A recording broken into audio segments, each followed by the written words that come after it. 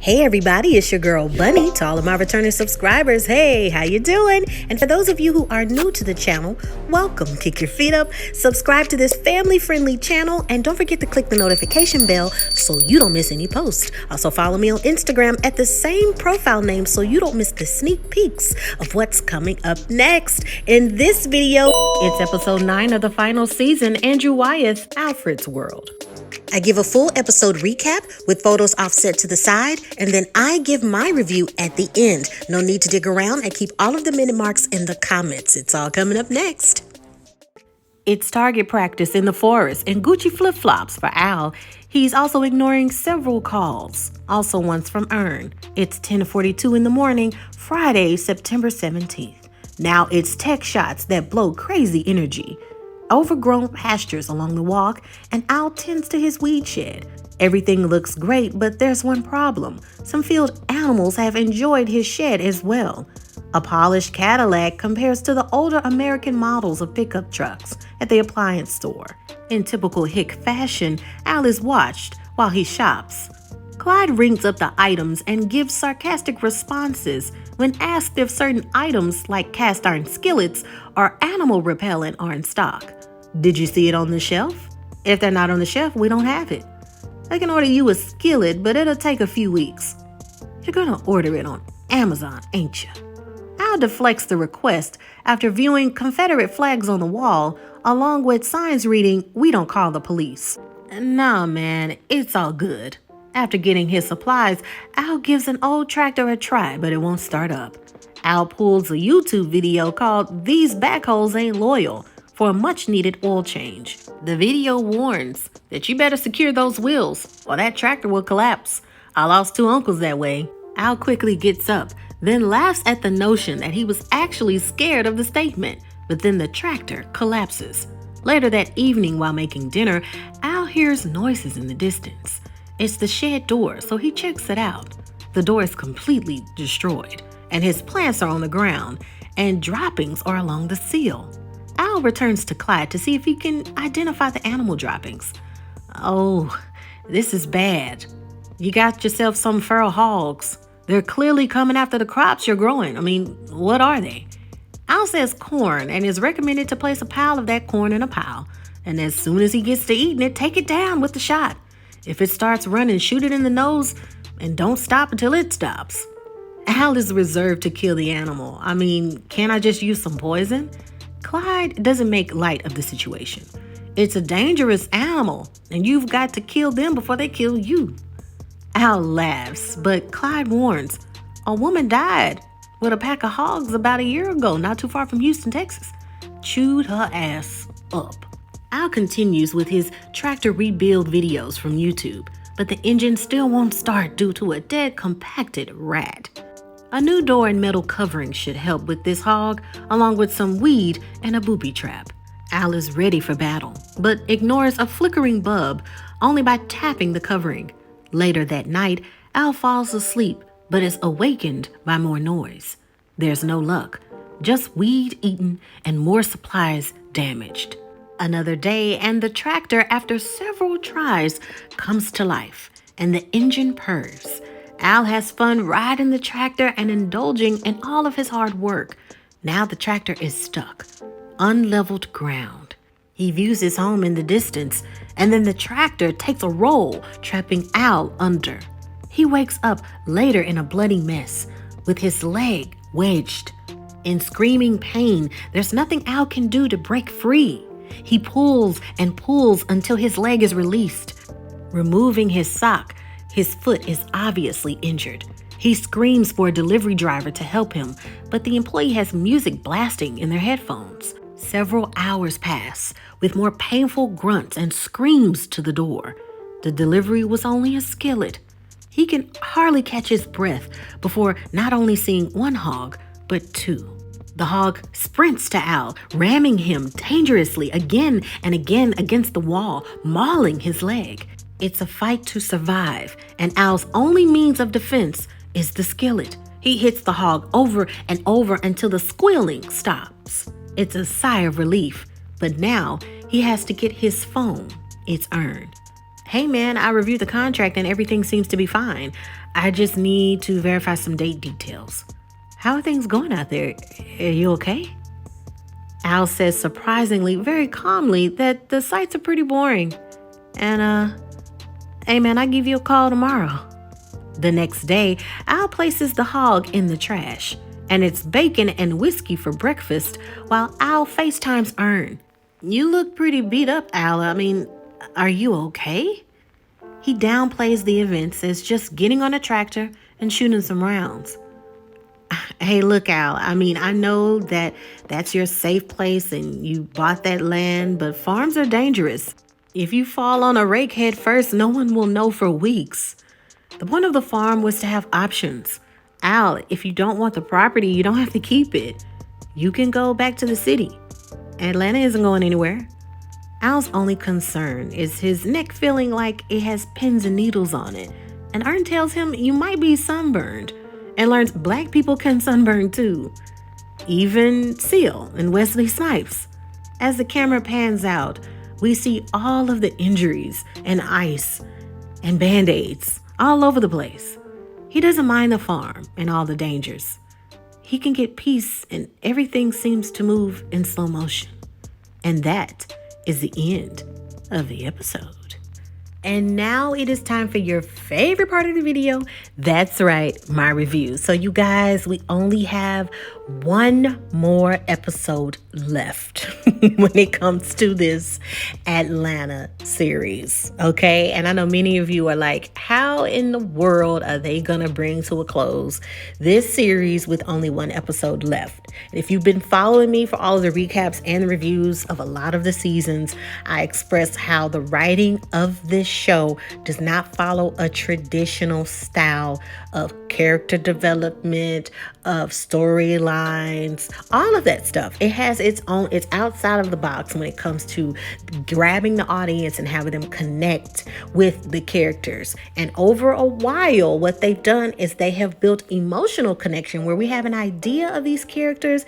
And I honestly feel that we didn't dive really deep into the emotional aspect of the characters, but yet these last two seasons, seasons 3 and 4, where we really get an in-depth moment to see them break down, to see them express themselves. You know, we see them go to a psychologist. We've seen Van break down. We've seen Al's moments. We've seen where Darius has his moment overseas where he connects with Nigerian food and a Nigerian family. So it's not until this late phase of the series that we're really getting to know them. Now let's talk about this episode. A lot of the times people see episodes and they have no idea what's going on. They don't connect with any of the Easter eggs or the clues or doing research about what they mean with the writing. I've said several times over and over again that the writing is phenomenal and they are Emmy Award winners for a reason. They are able to tell a story in less than an hour, okay? And if you buffer out commercials, we're talking a good solid 24 to 26 minutes of actual footage when it comes to the episode. Now let's talk about the title, right? Andrew Wyeth, Alfred's World. So Andrew Wyeth, let's talk about him. Let's talk about how this correlates with the episode, okay? Why are we talking about this painter? Andrew Wyeth is an American visual artist, right? Primarily a realist painter, working predominantly with more regional style, painting scenes that connect with land, okay? And a lot of his paintings are farm life, fields, very cold, lonely, in-depth paintings to where you look at them and you're actually frozen in a moment and actually feeling like you're there and actually feeling like you can feel the cold air or the hot humidity or the grass whipsies on your feet or on your legs, or actually feeling the loneliness of a house, and actually correlating Alfred's World, right? He has a painting that's more specified to this title and which correlates with Al. He has a specific painting called Christina's World. Okay, and this depicts a young woman seen from far behind. She's wearing a pink dress and is lying in a grassy field alone. She appears to be in a position of like she's posing. Her torso is kind of popped up and her arms are strangely alert. And this silhouette is you don't know if she's in pain or she's enjoying the view, right? Frozen again in an emotion, giving this expression that she's fixed or glued to the ground. She stares in the distance at a farmhouse. And as the viewer and viewing this painting, you want to know, does she have help? Is there someone there to help her? How long has she been out there? Is she okay? This endearment of connecting with the person. Now, this is one of the top, I think, paintings from him that where people can analyze the picture in so many different ways. It can change you, it can inspire you, but actually the background of it is a young girl, right, has developed this muscle condition, possibly polio, and she's left unable to walk, and she refuses to use a wheelchair, preferring to crawl as depicted in the picture, and her arms drag the rest of her body, right? And Wyeth says that it was a challenge for him to paint this and to show the justice in the photo and for you to connect with it.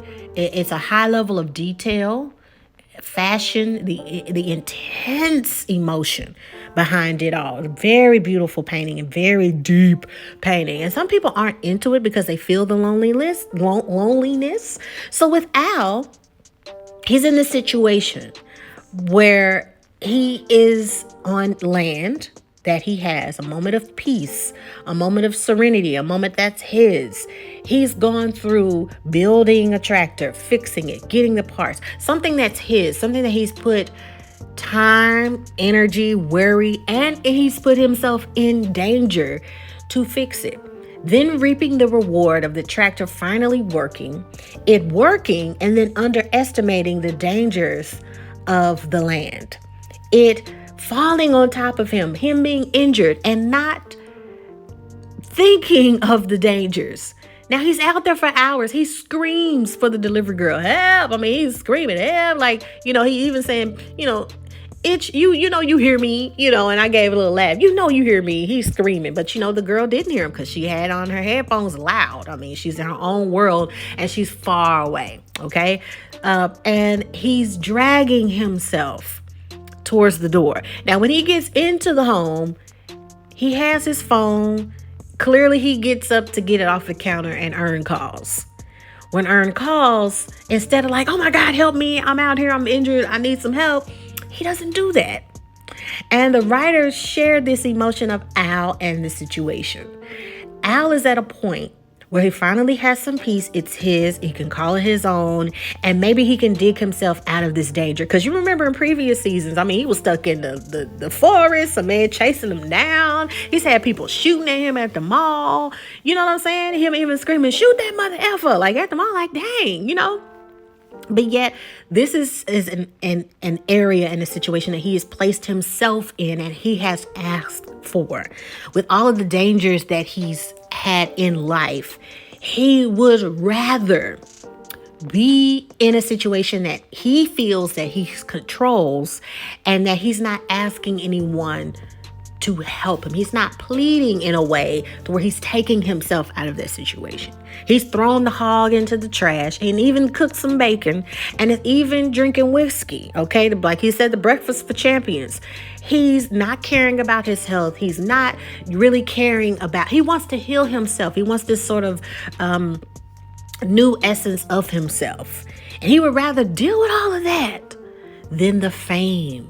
Right? For once, he's not Paper Boi. For once, no one's asking him or have a handout. For once, Darius isn't with him.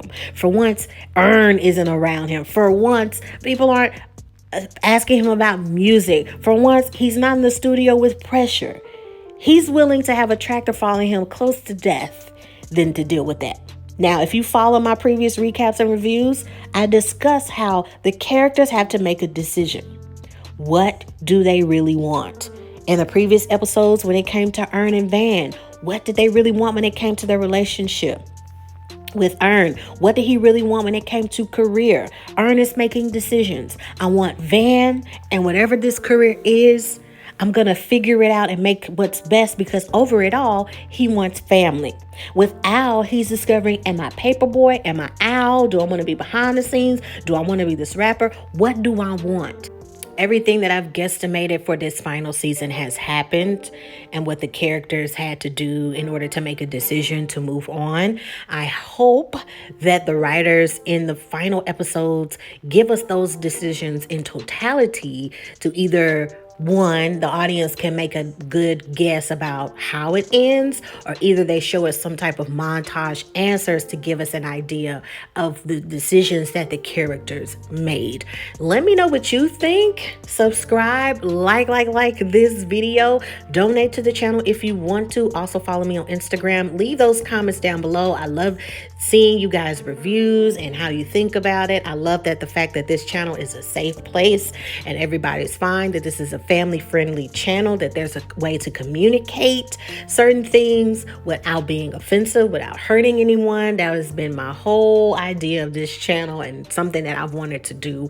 Let me know what you think and stay tuned, you guys, for the final episode ending the Emmy Award-winning series Atlanta. I'll see you next time, and bye.